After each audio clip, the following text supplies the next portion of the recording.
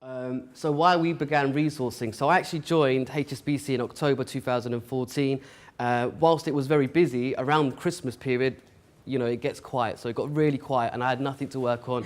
And it was my first 3 months and I was really excited. I just wanted to start working, you know, working roles. And we got to that period, Xmas 2014, and we got a call from a hiring manager. They wanted a contractor, but only for 6 weeks, right? The onboarding process outside of HSBC for an external resource takes 4 weeks to hire a contractor for the full screening. So it wouldn't make sense. The only solution to address the client need was to find someone that was already in the organization. That led us to the next problem because they weren't paying a lot of money. And they just wanted someone who can fill in spreadsheets for a 6-week period. And they were literally paying, not that much money, just a couple of £100. I'm used to dealing with VP to senior level contract roles, which on average is £5,000 to £1,000 a day, and this was like £250. So that was a challenge. Not only have we just got an assignment for 6 weeks, and there was like 4 roles, we've got it's only paying £250. And often with recruitment, you think, what can I sell? Are we going to sell the brand? Are we going to sell the hiring manager, the team, the project, or is it the rate? Right, and in this instance, we had to really think outside the box, and I ran a report on finishers, and I called them up individually.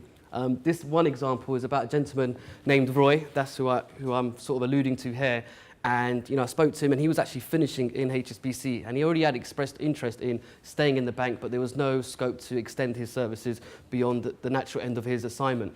So I just made this proposition to him. I was like, Roy, do you want to take something on short term? So at least you're in the bank. You don't have to you don't have to be rescreened. There's no employment gap, on your CV. And once the 6 weeks are up, if there's anything else we can send you your CV for, we'll do exactly that.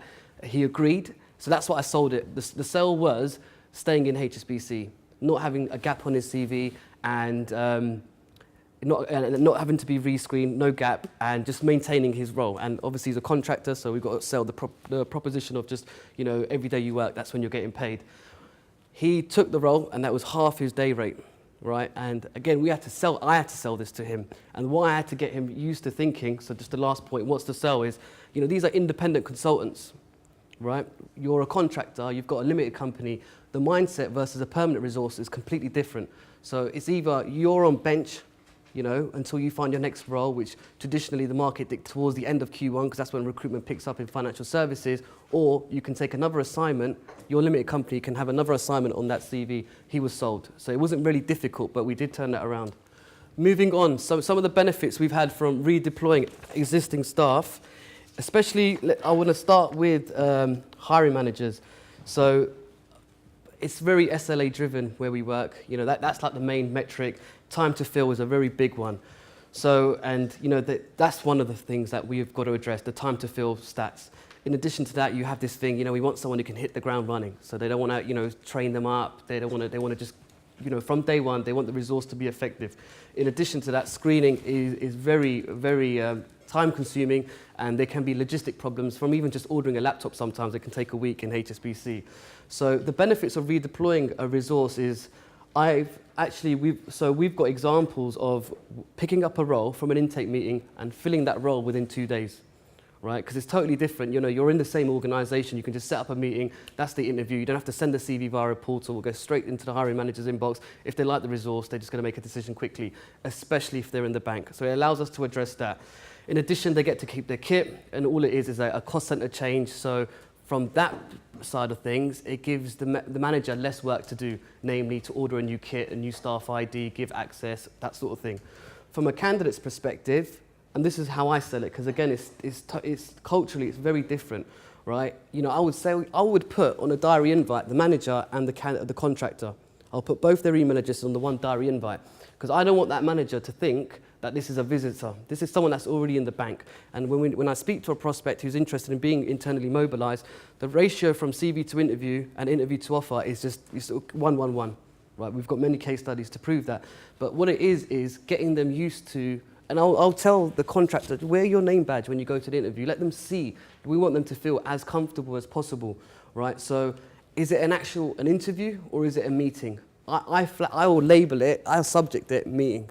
That's what I do. So we take the hiring manager out of the mind of They need to sell and this candidate needs to sell. You know, they're both in the same organisation. Essentially, you're going there to gather some requirements to see if your experience is appropriate to the role. Well, it already is because you got to interview stage. If there's some synergy, if you can do the job, and when can you start? Because contract, there's less, you know, it's less about sometimes team fit and longevity. So if there's just a need for 6 weeks, can you do the job? You know, sometimes it's just literally that.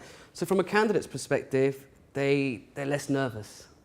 You know, it's easier. They don't have to like speak to various different people. They don't have to go through that whole effort again of finding their next role, right? In addition to that, so also the sell is, and again to that gentleman Roy, he would have just had one role. He would have finished up in December, potentially a gap in service, right? Now he hasn't. When he took that role, now this is what we have to sell to, what I sold to him as well. Imagine how you're going to be perceived moving forward. You're going to have HSBC once, but you're going to have 2 assignments. And when you look at any CVs from management consultancies, from KPMG, Big Four and other, they're very desirable to a hiring manager. And the reason is because they've been involved in so many different projects, different roles, different tenures, different organisations.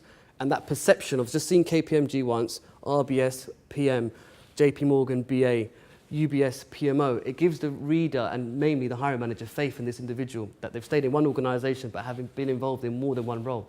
In addition, you avoid the risk of looking like you've plateaued, right? So if you've been involved in more than 1 or 2 roles, it gives the reader the impression that actually you're at the ascendancy of your career and you're looking and you haven't just been in one role for the whole of the 24 months. Because how many bullet points can you write about just 24 months? If you've only got 5, 6 bullet points about a 2-year job, then it might be like, is that what you've been doing for 2 years? What else have you got? So the perception is totally different.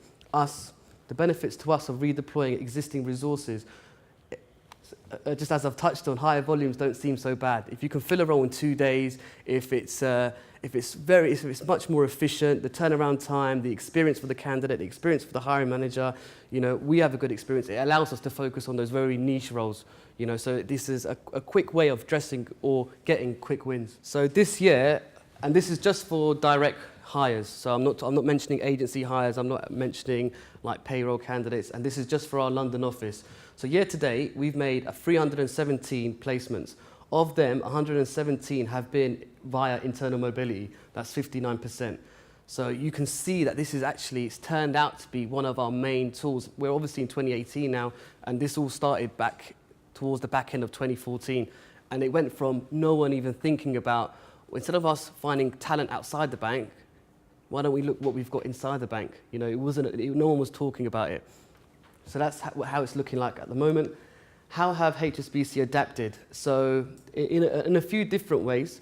So firstly, from a screening perspective, when the bank and hiring managers and our business sponsor, HR, everyone saw that we can turn around these roles very quickly, you know, they're not in the red, their time to fill SLAs are not only being met, but you know, we're breaking records, that sort of thing. They've decided, well, what can we do about the screening? Because sometimes, you know, you still have to like re-screen the candidate because they could have had an issue during their assignment or even post. They could have committed a crime, for example. Well, we need to make sure, you know, we need to find out about that. Even if you find a resource, a contractor who finished on a Friday, and let's say, for example, they get an offer and they're going to start on Tuesday, we'll let you do the screening in the background. And if there's any problems, then obviously you can off-site the resource.